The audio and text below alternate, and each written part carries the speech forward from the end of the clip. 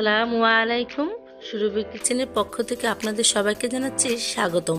আজকে আমি আপনাদের জন্য নিয়ে আসলাম অনেক মজার মাল্টা দিয়ে অরেঞ্জ কেক।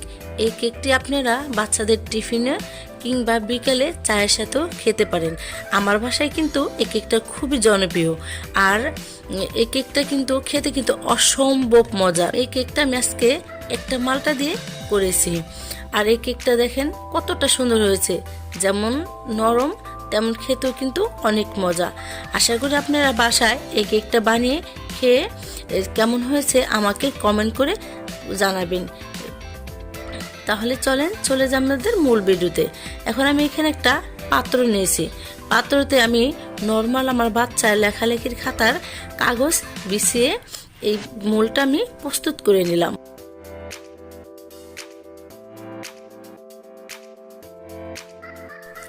এখানে আমি একটা পাত্র নিয়েছি এবং একটা চালনি নিয়েছি। এখন আমি শুকনো উপকরণগুলো একসাথে মিক্সার করে নিব। তাই আমি নিলাম 1 কাপ আটা। আজকে আমি অরেঞ্জ কেকের জন্য 1 কাপ আটা নিয়েছি এবং এখানে আমি দিয়ে দিলাম 1.5 টেবিল চামচ বেকিং পাউডার, আর দিয়ে দিলাম সামান্য একটু খাবার লবণ। এখন আমি সবগুলো উপকরণ ভালো করে চেলে নিলাম। চেলে বাকি যে দানা দানা অংশগুলো ফেলে দিলাম।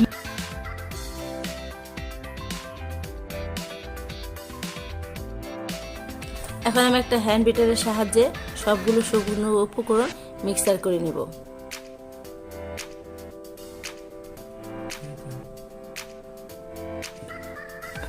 সবগুলো উপকরণ আমি একসাথে ভালোভাবে মিক্সার করে নিলাম।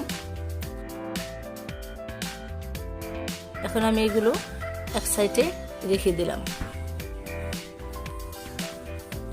এখন আমি যেহেতু মালটা দিয়ে অরেঞ্জ কেক করব, একটা মালটার সম্পূর্ণ খোসাটা নিয়ে নেব। খোসাটা দিলে কিন্তু কেকটা খাওয়ার সময় যখন মালটার খোসাটা কামড় লাগে তখন কিন্তু অনেকটা ফ্লেভার আসে এবং অনেক মজা লাগে। তাই আমি সবটুকু মালটার খোসা অরেঞ্জ কেকের ভিতরে দিয়ে দিব।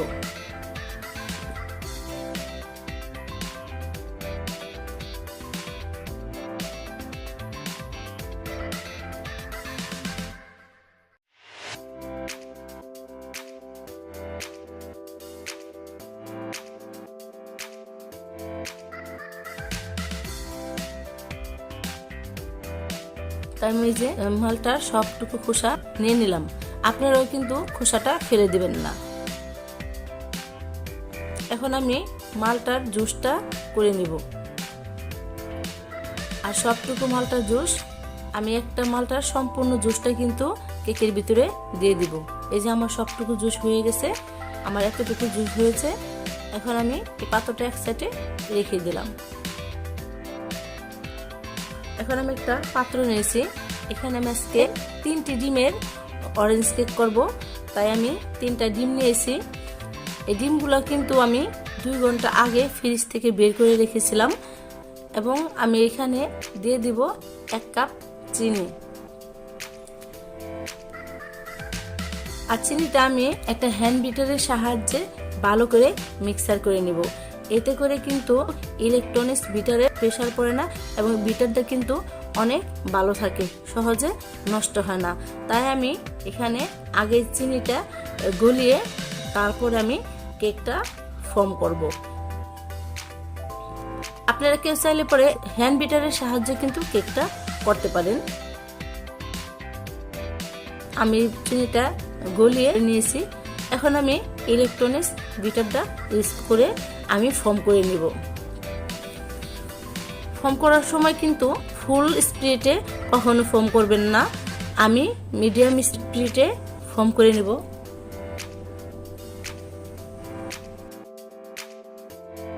যতক্ষণ পর্যন্ত হলুদ ভাবটা না কাটবে ততক্ষণ পর্যন্ত কিন্তু আমি ফর্ম করব।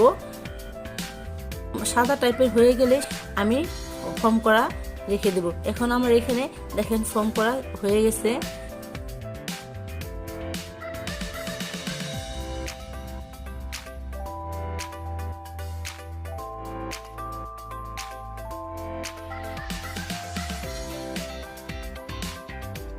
ডিমের ফর্মটা হয়ে গেছে।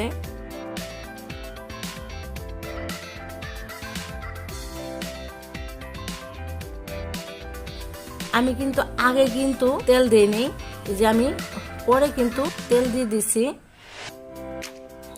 আর এখন আমি তেল দিয়ে দিলাম।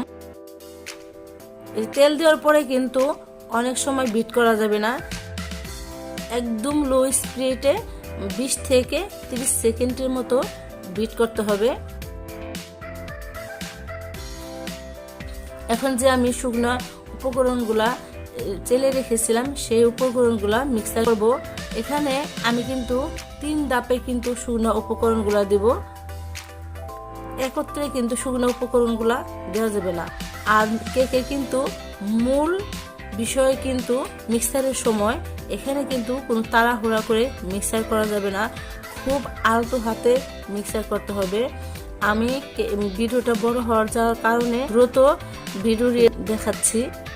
আমি কিন্তু খুবই আলতো হাতে কিন্তু মিক্সার করেছি। এখানে যদি বেশি প্রেসার দিয়ে মিক্সার করেন তাহলে কিন্তু ফোমটা নষ্ট হয়ে গেলে কিন্তু কেকটা হবে না। এখানে খুবই আলতো হাতে মিক্সার করতে হবে।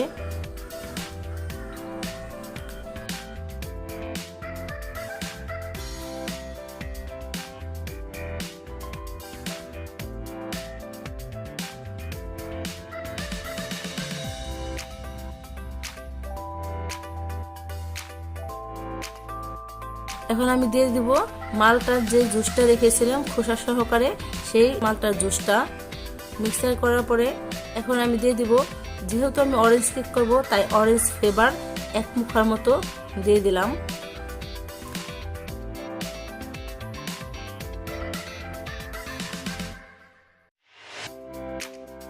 আর দিয়ে দিব সামান্য একটু ইয়েলো কালার। ইয়েলো কালারটা আপনারা চাইলে দিতেও পারেন, নাও দিতে পারেন। আমি কালারটা সুন্দর আসার জন্য একটু ইয়েলো কালার দিয়ে দিলাম।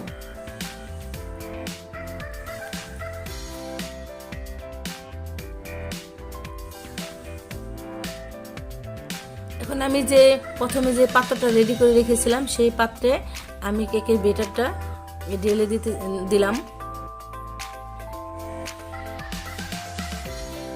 আর আমি এটা কিন্তু ইলেকট্রনিক্স ওভেনে করব। আমি উপরে নিচে তাপমাত্রায় 160 ডিগ্রি সেলসিয়াসে 45 মিনিটের জন্য বেক করব। আপনারা চাইলে চুলায় করতে পারেন। চুলায় করলে পরে মোটা একটা কড়াই দিয়ে একটা স্ট্যান্ড বসিয়ে 60 মিনিটের জন্য বেক করতে পারেন। তো আমি টেপ করে নিয়েছি।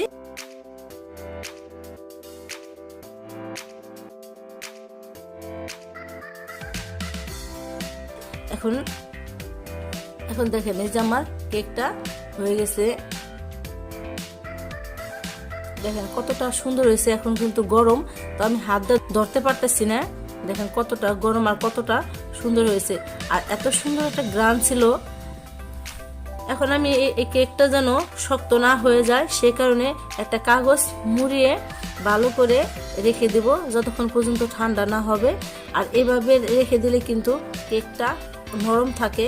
আর যদি কাগজটা না পেঁচিয়ে দেই তাহলে কিন্তু কেকটা শক্ত হয়ে যাবে।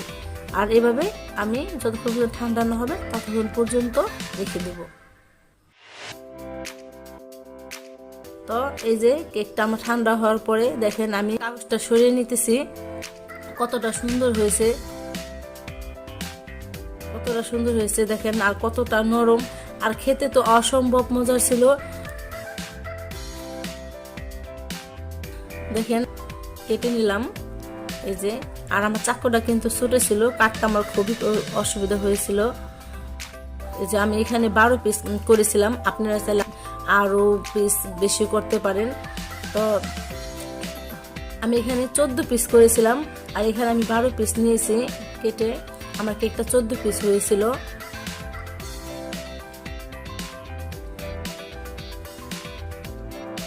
আমার চাকুটা ছোট তাই কাটতে আমার সমস্যা হচ্ছিল। আর কেকটা কিন্তু আপনারা অবশ্যই বাসায় বানিয়ে খাবেন, খেয়ে আমাকে জানাবেন কেকটা কেমন হয়েছে। আর আমি আপনাদেরকে বোঝানোর জন্য চেষ্টা করেছি, জানি না কতটুকু বোঝাতে পারছি। আশা করি আপনাদের এই ভিডিওটি ভালো লাগবে। ভালো লাগলে লাইক দিবেন, কমেন্ট করবেন এবং সাবস্ক্রাইব করে আমার পাশে থাকবেন। আর বেল আইকন বাটনটি ক্লিক করে দিবেন যাতে আমার ভিডিওটি ছাড়ার সাথে সাথে আপনারা ভিডিওগুলো পেয়ে যান। দেখেন কতটা সুন্দর হয়েছে আর কতটা নরম হয়েছে, দেখেন কতটা সফট, কত কতটা সফট হয়েছে কেকটা। আর অসম্ভব মজার একটা কেক ছিল। আপনার বাসায় খেয়ে তারপরে জানাবেন আমাকে। আর আপনারা কেউ যদি কেক বিজনেস করতে চান তাহলে আমাকে কমেন্ট করে জানাবেন। আর কী ধরনের ভিডিও আমার কাছে আশা করেন সেটা আমাকে জানাবেন। আমি আপনাদের পছন্দ অনুযায়ী ভিডিও দেওয়ার চেষ্টা করব। আর কেক বিজনেসের কিন্তু হোমমেড কেকের কিন্তু অনেক চাহিদা। আমি ইদানিং কিন্তু অসুস্থ থাকার কারণে কিন্তু হোমমেড কেকের অর্ডারটা বেশি নিতে পারি নাই। আর অনেকেই হোমমেড কেকের অর্ডার আসছিল, আমি অর্ডারটা নিই নাই কারণ আমি অনেক অসুস্থ। আর আমি আরেকটা বিজনেসের সাথে জড়িত, আপনারা সবাই জানেন। আমার একটা ছোটো বেবি আছে, তাই আমি সময় না দেওয়ার কারণে আমি কিন্তু কেকের অর্ডারটা নিই নি। আর আপনারা যদি কেউ বিজনেস করতে চান, আমার যতটুক আমার সম্ভব আমি আপনাদেরকে সহযোগিতা করব।